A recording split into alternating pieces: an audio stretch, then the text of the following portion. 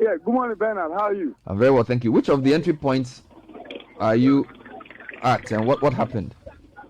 Okay, so currently I'm in the Sogakope township. So the entry point that has been blocked here at Sogakope is at the Kotame area. That has been blocked, and then before you enter into the Dabala township too, it's also been blocked.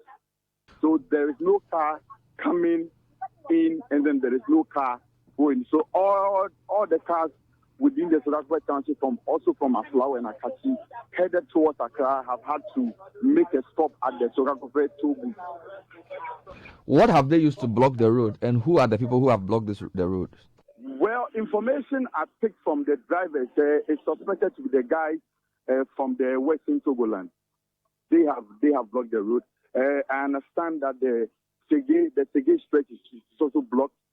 All the way to Japon is also blocked. So basically, the entry point into Accra has been blocked. So no car or no one is able to move into Accra, and then no one is also able to move from Accra into the region. Do we know when the blockade started? Is it just right now or much earlier in the morning?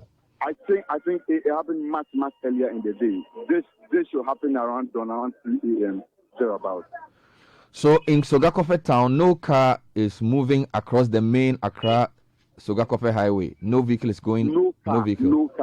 I'm currently standing just beside the toll booth. The toll booth, and this is the last stop for all the cars headed towards Accra. All the cars are parked at the toll booth.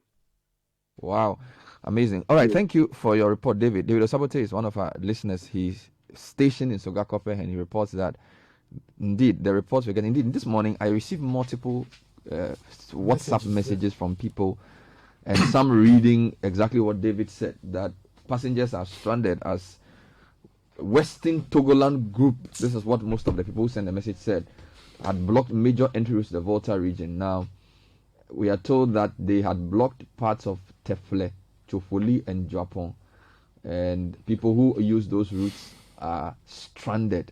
We will get more information on this. We will get a journalist on the Atimpoku Bridge shortly, and we'll connect with them as well. So there, if you know the Volta region well, there are two major entry points into Accra. So from Tema, you use the Sogakope road, from Dowenya Ada Road, and then of course those who use the Eastern Corridor side will definitely have to connect through Atimpoku, get to the Adomi Bridge, and then cross. In fact, when you cross, you are still in the Eastern region technically. Yeah. You then go to places like Frankadua, and then you get into Volta region. So we understand that for both stretches and parts of Vume, there have been people who've gone to block. So we'll go through the headlines here, and then during the review, if there's more, we'll bring those stories to you. So we spoke to David from the Sogakope side. If they didn't block the road that can get you to go through the Pong Dam, I suggest that the authorities of the VRA open the gate at Pong, so that whilst we deal with those other areas, people can use the Pong Dam. We will have to find out whether that is also blocked. So far, I've heard reports of Sogakope and also at Timpoku, Japon, but I haven't heard of the Pong. Anyway, gentlemen, let's go into the headlines you have. Well, we'll start with the Ghanaian Times today. On the front page, 2020-2021 crop season, government fixes new cocoa prices as president announces an increase of 20% per 64 kg bag of cocoa. EC considers second round of voter registration. That's a question on the front page. NDC suspends campaign for 3 days nationwide to monitor voters register exhibition exercise. And political parties agree to give EC space to correct anomalies in voters register. The Daily Graphic says, fighting COVID-19, safety protocols disregarded, public tasked to wear face masks. Cocoa producer price up 28%. NDC urges EC to rectify anomalies. Now, the Chronicle, Mahama tells EC, your register cannot be credible. Global Cargo and Commodities Limited reacts to media reports. NDC allegations are false. This is the EC. And producer price of cocoa up by 28%. The Daily Guide says, cocoa price up 28%, 10,560 per ton. One killed in Ofako shooting. Rollins' mother is dead. And EC extends voter exhibition. Plus, Nana opens fourth drone center. It's a cocoa morning. The Finder also leads with the cocoa story. Cocoa price up 28% to 10,560 per metric ton. President Akufo-Addo has announced that. Sustainable shipping crucial to achievement of SDGs. Maritime Authority boss. President Akufo-Addo commissions 4th Zipline Drone Center in Seshiyoso. Government secures $125 million to improve water and sanitation services for 550,000 people. And 400 projects, 3 new district hospitals for Western North region. President announces. The Daily Statesman also has a cocoa front page. Says, good news for cocoa farmers. Government increases producer price by 28%. Mahama prepares grounds for 2020 defeat. Threatens rejection of results. And Sefiri also gets Ghana's 4th Medical Drone Center. The Seshi area is getting a lot of things. In fact, if you check the back page of the Ghanaian Times, 6.6 million Ghana cedi are Kontomba rice factory ready in October. Now, the front page of the Ghanaian Observer, major boost for cocoa farmers. Akufo-Addo announces new increased producer price for cocoa. EC reopens voters registration next week. Western Region Senior High Schools undergo 3rd disinfection. Western North beneficiaries of 400 projects, 3 district hospitals. And Nairi and Skins VP Secretary Maligu Na. If you go to the Herald, it says Rollins' mother dies in her birth month at 101. Akufo-Addo cooks lucrative COVID-19 retirement deal for his family man, pushes Noguchi workers into slavery. And Mahama warns Jean Mensah others against flawed election, whether by ill intent or sheer competence. End quote. Now, if you go to the New Weekend Cocoa Crusading Guide, see, because cocoa is big boost for cocoa farmers as president announces more than 28% price increase. NPP captures OT region with more growth policies. $10 million cocaine saga. Narcotics Control Commission official spills the beans. GES Zoom Lion disinfect 140 senior high schools in the eastern region. Ayepaye likely to lose Ayensuano's seat as he stands accused of sponsoring illegal demonstration. And Anna President Akufo-Addo in December polls. He has been fair to Ghanaians. This is Alpha speaking. Okay, the BNFT's front page says government must ensure equal public service conditions. That's Professor Bonzi Simpson. CSIR Sari committed to developing market-driven improved cowpea varieties. A bag of cocoa now sells at 660 cedis, that's the president speaking, and cost of shipping cocoa stayed for 2020-2021 season. The informer 2020 elections about records, Akufo-Addo tells Mahama, we won't accept results of flawed elections, Mahama warns. Toward COVID-19 and free elections, EC decongest polling stations. OT chiefs Lord President for recognizing them as Baumia urges support for development projects. And NAT appeals to government, calls for 1 laptop, 1 modem per teacher to improve education. Let me go online, citynewsroom.com. Passengers stranded as Western Togoland Group blocks major entry routes to Volta region. Also, EC to open electoral roll to allow for new registration on October 1. As you read, cocoa producer price increases to 10,560 per metric ton. And Peace Council can't resolve our concerns with the electoral process. This is NDC. City Business News leads with farmers welcome new producer price but call for protection of trees.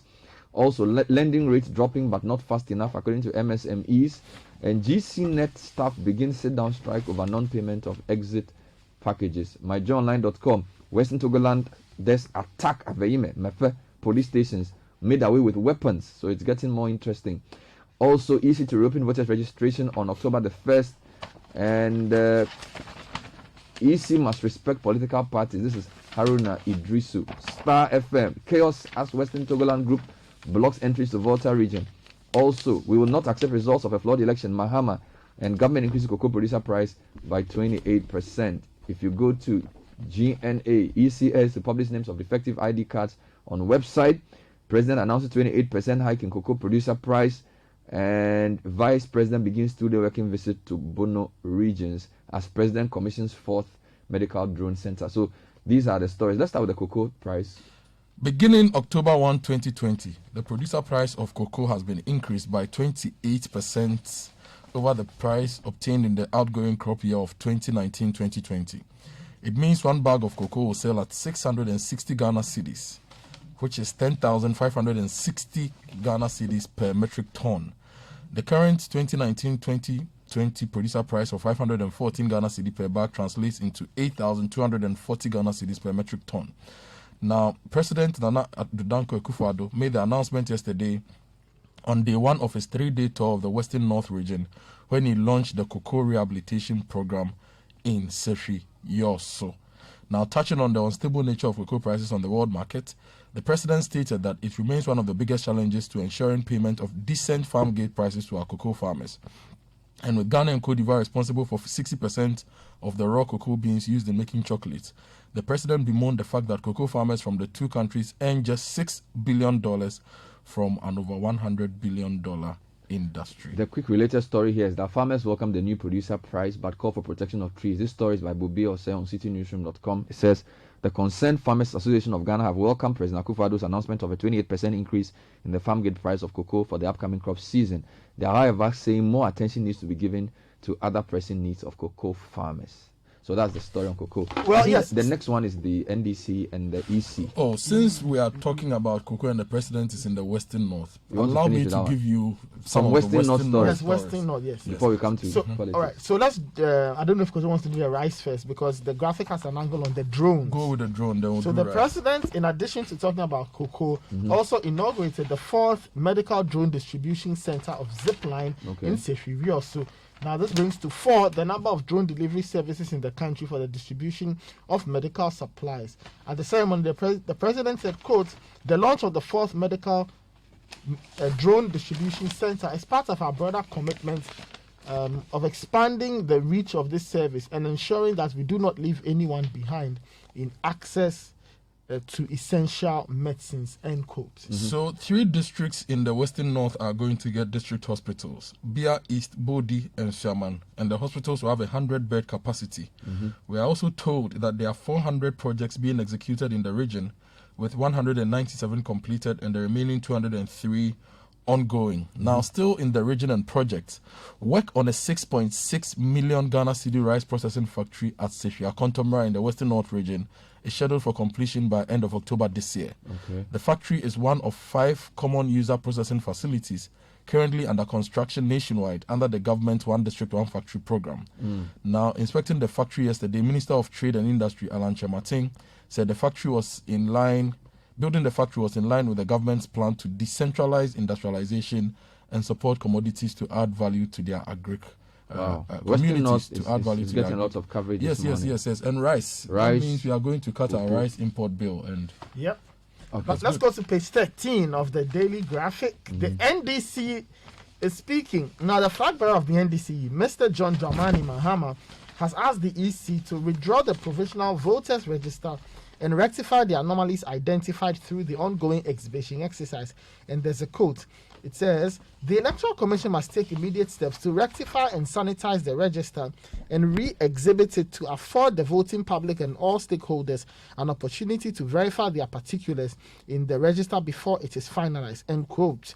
The former president made the call at a press conference in Accra yesterday where he raised a number of concerns over anomalies associated with the compilation of the voters register that could undermine the integrity of the December 7 elections. Same stories on page 3 of the Chronicle, and there's a response from the EC. So Maxwell Ofori writes that the flag bearer of the opposition National Democratic Congress, Mr. John Dramani Mahama, says the anomalies being discovered in the ongoing voter exhibition exercise give the party the genuine concern about the credibility of the register. Now, the Electoral Commission of Ghana has vehemently denied claims by the country's biggest opposition political party, the NDC, that it has deliberately removed names of its supporters from the voters' register. According to the Commission, there was no iota of truth in the allegation, describing it as false and misleading the public. On the same EC issues, the Ghanaian Times has a question on the front page. EC considers second round of voter registration. Yes. That is on page 11 of Actually, the paper. we have the it's not even a question. Yeah. They say they will. Okay. According to the Citi story, the EC will reopen the election roll for one day on October 1 to allow specific groups of people who are yet to be captured and registered to do so. The registration will take place in the EC district offices nationwide from 7 a.m. to 6 p.m. Some of the people who will participate through the new window are voters who were outside the country due to COVID-19 restrictions, those who were under 14-day mandatory quarantine and could not take part in a mass registration exercise, and eligible voters who were duly issued the voter ID cards but whose names are missing from the register under the exhibition. So that's the EC story there for you. Now, I think the other story this morning is this thing that is on most of our websites. Western Togolanders attack Aveyi police stations, made a weapon. So the Citi story is basically saying that they've blocked major routes. But if you go to the Joy Online story, they are saying that some armed men believed to be members of the Western Togoland secession group reportedly attacked the Aveyi and Mefe police stations in North Tong district of Volta region. A group of armed men in the early hours of Friday forcibly took over both stations simultaneously, overpowered the police officers, broke into the armory and made away with all the weapons. Here's a quote. They naked the police officers on duty, took their weapons and locked them in the cell before breaking into the armory, said the eyewitness. The group at Mefe, after hoisting the Western Togoland flag, joined their colleagues at the Aveime police station, seized 2 police vehicles and injured an officer. Eyewitness accounts detailed that one of the vehicles was driven away by the armed men. Now, the group was numbering about 50, and it was made up of people from Mefe, Aveime, Bato, and surrounding communities who were chanting war songs and jubilating their successful operation. Now, the Citi story talks about the roadblock. Now, the Star FM story also talks about the roadblocks, and it reads, there is chaos on the Kpong Akosombo Road as young men believed to be members of the so-called Western Togoland group have mounted roadblock at Akrade, preventing vehicular movement. The group said to be wielding implements and sticks chanting war songs mounted the roadblock around 3 a.m. Friday, turning away vehicles as they claim ownership of the area. The situation has created a gridlock. Armed police and military officers have been deployed to the scene. Earlier this morning, during the City Breakfast News, we spoke to a reporter who confirmed this story. Now, we are told that there's further development on this. I have another eyewitness. This is a journalist, Thompson Ayumu, reporting from Bon to tell us what he's seen. Mr. Ayumu, good morning. Thank you for joining us. Good morning. So where exactly are you and what happened this morning? Yeah, good morning to you and good morning to your cherished listeners. Currently, I'm at Padom, suburb of Bom, exactly where the incident happened. It was a developing area. People are building their houses around that place, and about thousands of blocks were put on the road, the major road. And the first vehicle that went there, according to those who... Hello? And subsequently... The first vehicle that went there, what happened?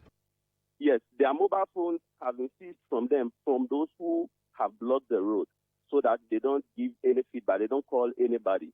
And subsequently, all other vehicles that were coming couldn't get close to that place because they had an intelligence that this is what was happening over there.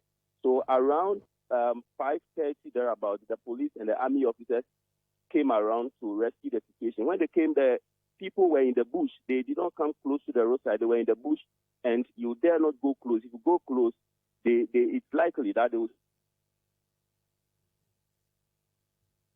The people were in the bush. Later on, around 6 o'clock, they came out from the bush and they walked away.